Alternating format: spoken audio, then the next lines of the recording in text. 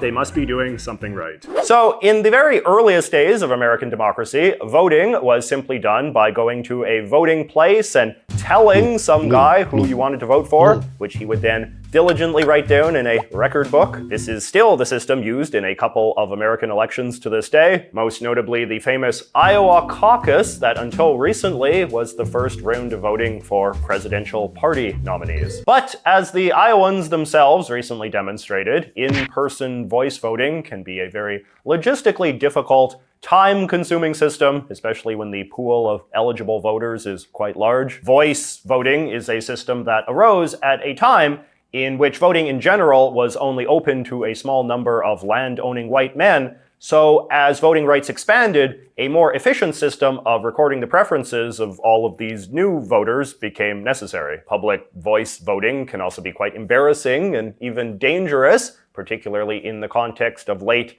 18th century politics where communities were smaller and more tight-knit, and openly declaring your honest political opinions, if they were at odds with the majority, could subject you to social ostracization and harassment and possibly even violence in some cases. It was for these reasons that in the early 19th century, states began switching to paper ballots, a system that was both more efficient as a matter of procedure and more private at a time when the right to keep your political opinions to yourself was starting to emerge as more of a social norm. As the 19th century progressed, the good old Industrial Revolution also made it cheaper and easier than ever to mass-produce low-quality paper documents for all sorts of casual day-to-day uses. It is wild to think that something as common as paper was once a somewhat rare consumer good, but for a large chunk of the 1800s it was. And this had some consequences for the debate about ballots that was to follow. As the concept was originally understood, a paper ballot was simply a piece of paper that you brought to the voting place to be collected in a container of some sort and read and counted at a later time. Those lucky enough to have access to their own scrap paper could just write down the names of the candidates they wanted to vote for. But since a lot of people didn't have a lot of excess paper just lying around, they would instead have to go somewhere to pick up a pre-made ballot and take that piece of paper to the voting place. And who made those ballots? Well, usually the politicians and political parties themselves. Initially, these were nothing more than a little piece of paper with the names neatly printed on them, but as printing technology became more sophisticated, so did the ballots. Much of Alicia's book features scans of some of the more aesthetically pleasing pre-made ballots that America's various parties and politicians churned out in the latter half of the 19th century, when ballot making had really become a high art. Another name for these sorts of ballots were tickets, and it's from this that we get the expressions of people running on the same ticket or voting straight ticket. Because of course, since the political parties were often printing these things themselves, they would print the names of all of their candidates running for office in that year's election on the same ticket. So when you went to vote, all you had to do was submit a single piece of paper. If you wanted to vote for someone from a different party for one of these offices, you were free to modify the ballot by gluing on some other name or whatever, but the hassle of doing this, compared to the convenience of having a pre-made ballot, was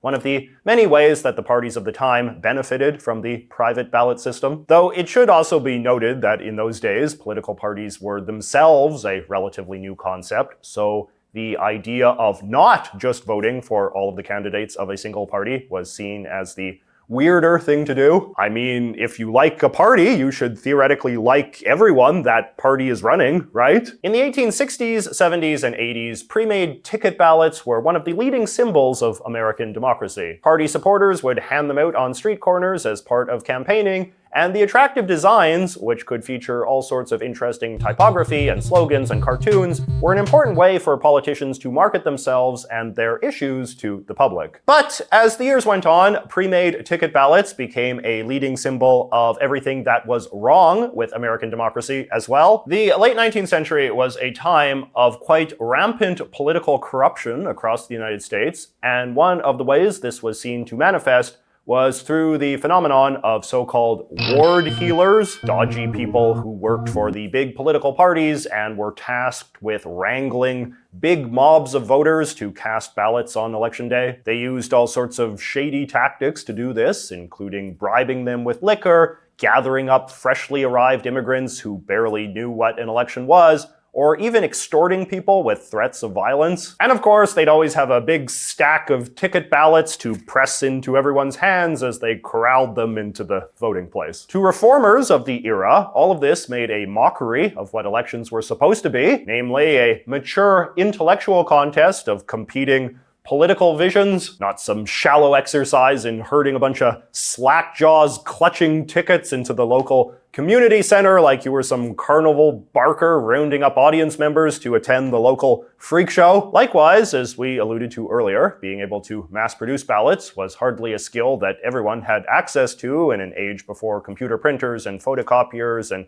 buying big slabs of paper for $6.99 at Walmart. The fact that having access to industrial-scale printing had become such a vital part of winning elections was accordingly seen as yet one more way in which the 19th century American election regime had evolved to favor the interests of the wealthy and well-organized established political parties over more change-oriented outsider candidates. As a result, American progressives began to envy how elections were run in Australia, which was a democratic country that was quite culturally similar to the US, but seen as having a much cleaner political culture. In Australia, rather than having voters bring in their own pre-marked ballots, the government would print and distribute blank ballots at the voting place, and these blank ballots would have the names of all of the candidates of all of the parties arranged alphabetically without any slogans or decorations, and the voters would have to put a little check beside the names of the people they wanted, and then put that filled-in ballot into the container to be counted later. To the reformers, the so-called Australian ballot system seemed deeply sensible, and obviously it proved to be a persuasive idea. By the early 1910s, all of the American states had switched to the Australian system, and today it is hard to imagine things ever being done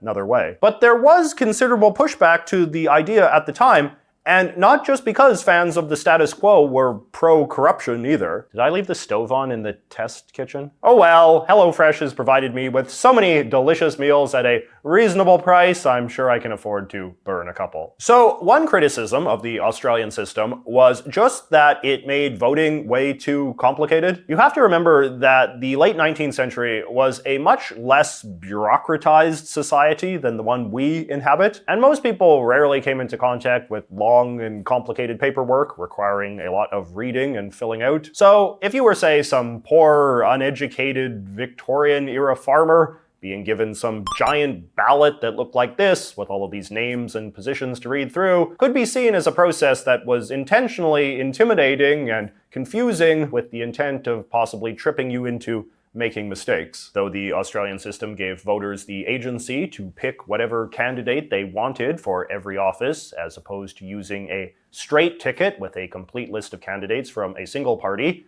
it is also true that a lot of voters didn't want to make all of these decisions and were perfectly fine just trusting their party of choice to decide who should be the supervising county commissioner or whatever. This is a debate that is still with us, the idea of whether it is better to vote for a party or a person, and whether there are some government jobs that really shouldn't be subject to competitive election. But the most consistent criticism of the Australian system was just that it gave government too much power over the democratic process. Voters were being asked to give up a right they had traditionally enjoyed, the right to make their own ballots, in favor of trusting government to make ballots for them. And this, of course, was in addition to the fact that they already had to trust the government to count the ballots and run all of the polling places. You can imagine how in the context of late 19th century political corruption, a request like this could seem like a deeply counterintuitive thing to want. If government controlled the making of the ballots, what was to stop them from just secretly printing a bunch of extra ballots and rigging an election that way? Since all of the ballots looked the same, it seemed harder to verify the validity of a